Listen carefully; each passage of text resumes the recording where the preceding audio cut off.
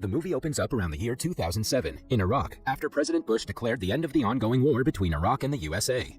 Despite the end of the war, U.S. Army Staff Sergeant Matthews and his spotter, Sergeant Alan Isaac, are sent to a pipeline construction in a deserted place in Iraq. They are there to keep an eye on a notorious enemy who is killing all Americans working at the site. We are then shown the duo, who are hiding behind the stones, trying to spot the enemy's location. In the scorching sun of the desert, the duo have already spent more than 20 hours trying to find the suspected sniper. After patiently waiting for several hours, Matthews starts growing impatient, claiming that there are no Iraqi soldiers on the site. Following this, he looks at the scattered dead bodies of the workers and concludes that the site must have been attacked by a group of Iraqi soldiers who retreated after completing their mission. Hearing this, Isaac tries to calm Matthews down. He then comes up with a theory that since all the workers were killed by headshots, a professional sniper is behind this.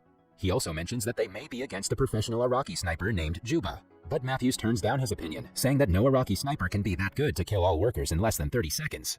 In the next scene, after waiting for a few more hours, Matthews' patience finally breaks and he decides to inspect the location by himself. He uncovers himself from the hideout and carries his belongings. After this, he orders Isaac to cover him from behind and starts walking towards the construction site. Soon, Matthews approaches the site and finds the dead bodies of soldiers and workers. He picks a radio from one of the dead soldiers and keeps moving forward. Isaac, on the other hand, faces difficulties to keep an eye on him as his scope becomes unclear. He immediately informs it to Matthews, but the latter blames him for not changing it on time, despite it being faulty. In reply, Isaac reminds him that the scope belongs to one of their deceased and beloved friends, Dean, and has various sentimental values connected to it. Later, Matthews inspects the dead bodies and gets surprised to see all of them dead with perfect headshots. He starts worrying about a possibility of a sniper nearby and informs Isaac about it. Hearing this, Isaac suggests he get out of the place as soon as possible. Despite Isaac saying so, Matthews stands in the middle of the site and tries to figure out the possible direction of the shots. Isaac yells from the radio, suggesting Matthews to retreat, but now it's too late. The sniper spots Matthews and shoots him in the abdomen. Upon seeing this, Isaac rushes to save his fellow officer, running in a zigzag path, avoiding the bullets. But before he can take Matthews out to a safe place, he himself gets shot in his leg. Because of this, he leaves Matthews on the ground and somehow manages to jump behind a wall. Meanwhile, Matthews suggests Isaac contact the base and call for the backup and rescue team. Isaac, on the other hand, notices the bullet wound on his right leg and tries to tie a belt around it to stop the blood from flowing out. Shortly after, he picks his radio bag and tries to contact the base, but the radio does not pick up any frequency. On further inspection, he finds that the radio has been hit by a bullet and its antenna is all damaged, restricting them from calling any help there. At the same time, Matthews asks Isaac to spot the sniper so that he can take an aim at him. Isaac tries to stop him, warning that if he moves, the sniper will shoot him again. Despite this, Matthews makes a failed attempt to reach out to his sniper rifle and passes out midway because of pain and blood loss. Isaac realizes that there's nothing they can do at the moment, so he decides to use the time to take out the bullet from his leg and to bandage the wound. After this, Isaac passes out too.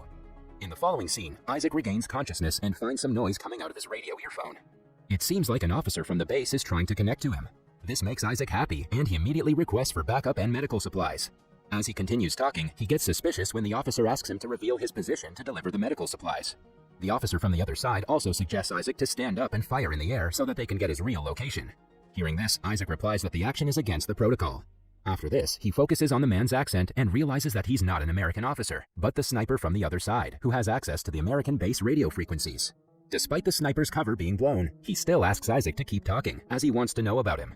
At first, Isaac refuses his request, but when the sniper threatens to shoot Matthews again, Isaac agrees. He requests the sniper to go first, and taking this as an opportunity, he starts drawing the site's map on the ground, trying to calculate the possible position of the sniper. After taking a pause, the sniper tells Isaac that he's just a regular Iraqi citizen trying to save his country. The sniper then asks Isaac about his family, but Isaac refuses to answer him, claiming the question to be too personal. Isaac also ridicules the sniper by telling him that he's killing the people who are actually trying to develop his country. Hearing this, the sniper simply laughs and replies that he knows that the money is not for his country, but for the USA. Later, when Isaac doesn't reveal anything about himself, the sniper again threatens to shoot Matthews. However, this time, Isaac brushes off the threat. In reply, the sniper reveals that he knows about Dean's demise. This shocks Isaac, and he wonders how the sniper got this information. After a while, he tries to drink water from his bottle but finds a hole in it, caused by the sniper's shot.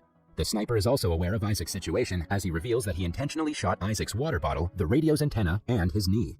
He mentions that he did all this to make Isaac incapable of escaping the place.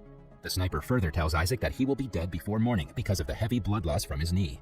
In the following scene, Isaac tries to figure out the exact weapon the sniper is using at the moment. He also calls the sniper a terrorist, but the latter simply laughs and reminds Isaac that it's he who's in a foreign country with a gun killing people. After looking through his scope for a while, Isaac finally finds that the sniper is hiding in a pile of trash. Analyzing the harsh conditions over there, Isaac concludes that the sniper is a professional and also proclaims that he is Juba. However, the sniper denies being Juba and claims to be a normal Iraqi man. Hearing this, Isaac tells the sniper that he must be a U.S. Army officer who later betrayed them. The sniper again dismisses the claim and informs him that he just kills the people who attack him first. Soon, Isaac falls on the ground because of dehydration and exhaustion. Later, the sniper tells Isaac that after he dies, he will cut his skin from the face and staple his tongue to his chest. Sometime later, Isaac plans to trick the sniper by putting his helmet and jacket on a wooden stick. Unfortunately, the sniper does not fall for it, and Isaac loses his helmet during the process. Left with no other options, Isaac takes a suicidal run towards a deceased soldier nearby to find if he has something useful in his bag. But after he returns back, he finds that his scope is damaged and can no longer be used to spot the sniper. Meanwhile, Isaac feels some disturbance in his radio signals and realizes that Matthews is actually alive. He yells at Matthews and provides him with the location of the sniper. Matthews takes out a shiny emblem from his pocket and takes a look at the heap of trash. With Isaac trying to distract the sniper, Matthews slowly lunges towards his rifle. At the same time, the sniper reveals that he used to be a teacher in Baghdad, but after his students got killed during an American attack, he decided to take revenge for their deaths. Meanwhile, the sniper asks Isaac about why he keeps on carrying the faulty scope. When Isaac does not reply for some time, the sniper threatens to shoot Matthews, oblivious to the fact that he's alive. Isaac then reveals that he carries the scope in memory of his friend, Dean. He also reveals that his mistake led to Dean being killed. In the meantime, Matthews places his rifle and blindly aims at the pile of trash. He shoots multiple times, but when he's about to reload his gun, the sniper shoots him back, which hits him right on his shoulder. Because of this, Isaac suggests Matthews to crawl towards him. Unfortunately, before Matthews can reach Isaac, he is shot right behind his head and killed instantly. Seeing this, Isaac breaks down and mentions that he wants to return back home. The sniper also tells Isaac that if it's what he really wants, he will not shoot him. After a while, the sniper asks Isaac about why he's still there, despite the war being already over. Isaac takes a pause and replies that he's there because it's he who actually killed Dean. Isaac then confesses that he accidentally shot Dean while he was trying to shoot a sniper. He also mentions that he's been lying to everyone about Dean getting killed by the enemy sniper. While he's talking with the sniper, he hears some noise coming out of the radio transmitter. He immediately crawls to the radio and tries to contact the base. But to his bad luck, the radio is so badly damaged that he can only hear the conversation going on and cannot ask for help. Suddenly, he hears the sniper using his name to ask for help from the base. It finally dawns on Isaac that the sniper has been contacting the US base and asking for additional help all this time. He tries to interrupt the conversation, but fails every single time. In the next scene, Isaac wakes up with a crow picking his leg wound. He somehow manages to drag Matthews' sniper rifle and aims at the sniper hiding in the heap of trash.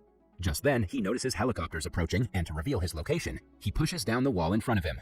The sniper also tries to spot Isaac, but due to the dust from the falling wall, he's unable to locate him. After getting the sniper's location, Isaac also takes a shot, but cannot confirm if his shot hit the target or not. To find out, he stands up from his position, but surprisingly, he is not shot back by the sniper. As a result, he thinks that his shot was accurate and that the sniper is either hurt or dead. Soon, the helicopters land behind him and the soldiers carry him in a stretcher. Isaac tries to inform them about the hiding sniper, but is unable to communicate with the officers properly. After the helicopters take off, the sniper suddenly starts shooting the soldiers one by one. Before Isaac can warn soldiers about the sniper, the pilot gets shot and the helicopter goes down, crashing on the ground and killing everyone on board. In the last scene, the sniper calls the American soldiers' base and asks for another rescue team, disguising himself as an American soldier. That was all from the video.